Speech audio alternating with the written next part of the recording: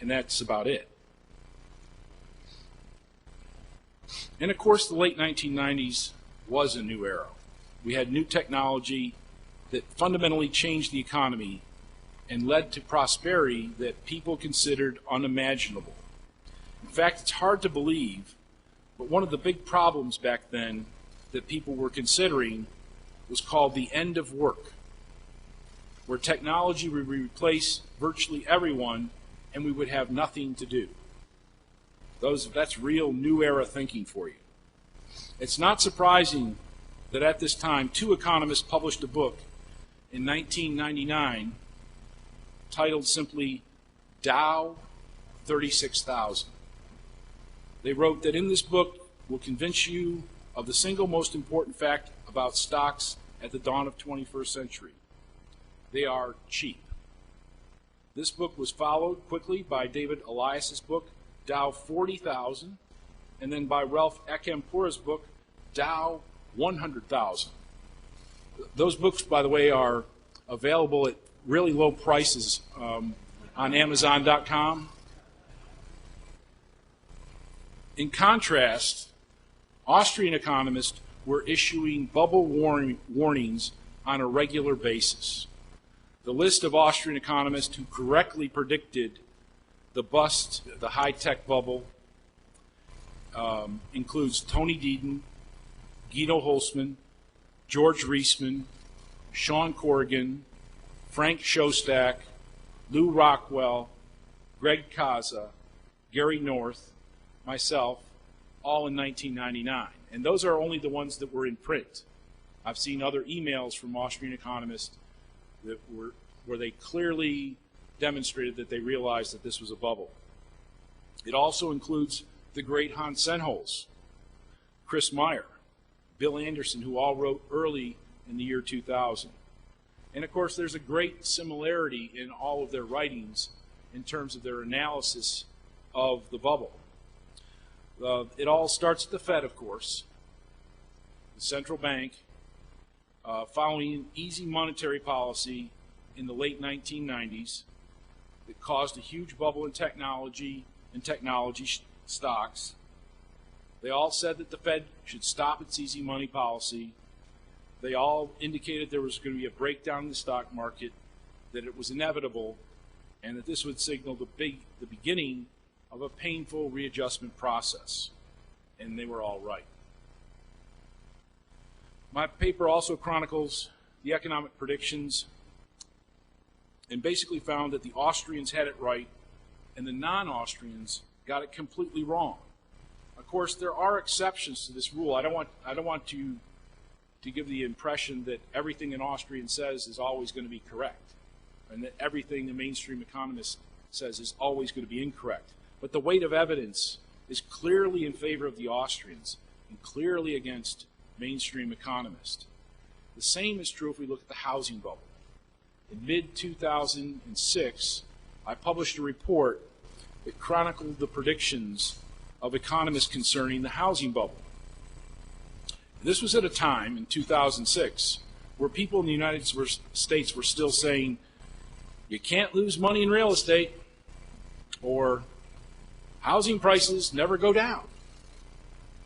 In Auburn, Alabama, where I live, there was a mania at the time of building what was called luxury game day condominiums. And these units were being built so that people would have a place to stay within walking distance of the campus of Auburn University for the 6 or 7 home football games that are played there every year in the fall. And my thinking was $250,000 for a place you're going to stay in maybe a total of 2 or 3 weeks out of the year. But the rationale I was given was typically in response to the people who were buying these things. They would say, sure, it's a high price to pay, but you can always sell it for more later on. So economists from the Fed, of course, were feeding this kind of frenzy. They were regularly denying the existence of the housing bubble from 2004 to 2007 and said that there was no basis for concern. Alan Greenspan, their boss, was also denying the existence of a housing bubble, and in early 2006, Ben Bernanke, who replaced Greenspan and was the vice chairman at the time, was assuring us that there was no problem. Quote, "Our bank examiners tell us that lending standards are generally sound, and in particular, real estate appraisal practices have improved." Okay, now this, if you will remember, was the heyday of the teaser rate mortgage, of the interest-only mortgage, and of the no documentation mortgage, which was openly being referred to as the liar loan. And Ben Bernanke was telling us and everybody in the economy that the Fed was at work, they were on the job, and that we have nothing to worry about. I first alerted readers on LouRockwell.com of the housing bubble in February of 2004, and on Mises.org in June of 2004. However, I was beaten to the punch by Austrian economists Frank Shostak and Christopher Meyer, who wrote their analysis and published them in 2003.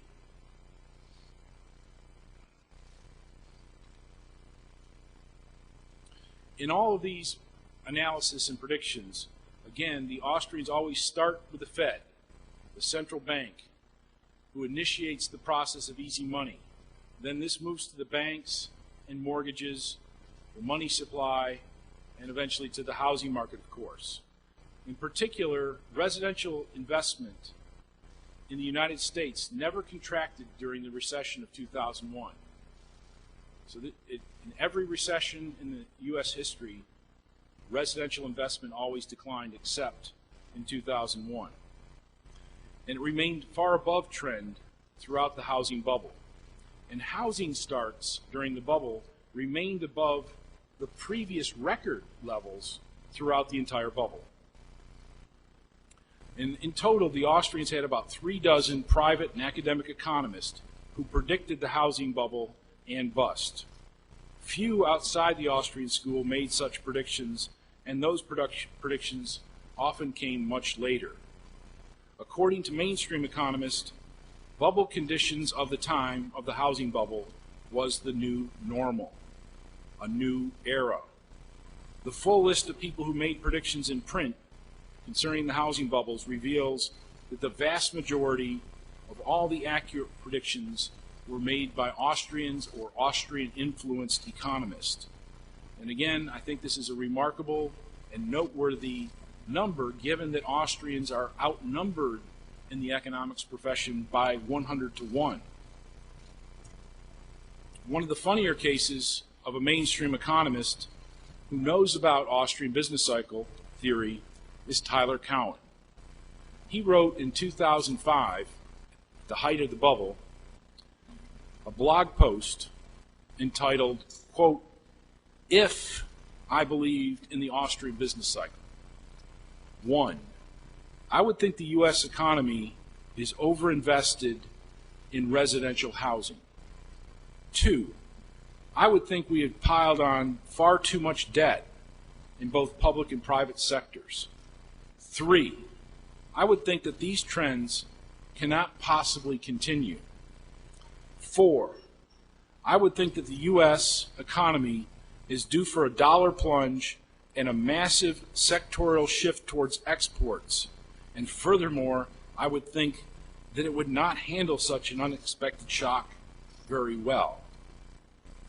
He ends his blog post by reminding his readers, quote, "Of course, that is not me." Yes, according to mainstream economists, this new era was also the result of their new scientific management of the economy, and of course, new technology in the economy. In particular, Federal Reserve top officials, such as Randall Kroesner, said that the new forms of mortgages that I referred to earlier, combined with things like asset-backed securities, collateralized debt obligations, derivatives, and credit default swaps, made the credit markets transparent and liquid for the first time in history. So this is the Fed's #1 guy on these issues of regulating markets, and he thinks all of that stuff was just great as of 2007. Of course, that bubble came to the end, and during the first week of August 2007, the Philadelphia Housing Stock Index fell by 5%. And using some simple technical analysis, I was able to suggest that the housing bubble may have peaked and that the bust lay ahead. It did turn out to be the peak in the housing stocks and marked the beginning of the crisis to come. In the spring issue of 2005, in the Quarterly Journal of Austrian Economics, I published a paper called Skyscrapers and Business Cycles. And in the paper, I show a correlation between the building of record-setting skyscrapers and economic crisis, a correlation that held up for over a century. And in this paper, I show a rationale to connect the two, the building of record-setting skyscrapers and economic crises, as it is based on Austrian economics. The relationship between record-setting skyscrapers and economic crisis is therefore not just a coincidence, but can be related by Austrian theory. That model set a signal in July of 2007 of a global economic crisis. The Dubai Tower then reached a height that exceeded the previous record in Taipei 101. Of course, not much was made of this signal until it turned out that the leaders in Dubai could no longer pay their bills, and we were actually in a crisis. But at the time of the fall of 2007, we were being told by our leaders, Secretary Paulson in the United States, Chairman Bernanke of the central bank, and President Bush, that everything was just fine and dandy in the economy. Well, it turned out that the skyscraper index was right and that they were wrong.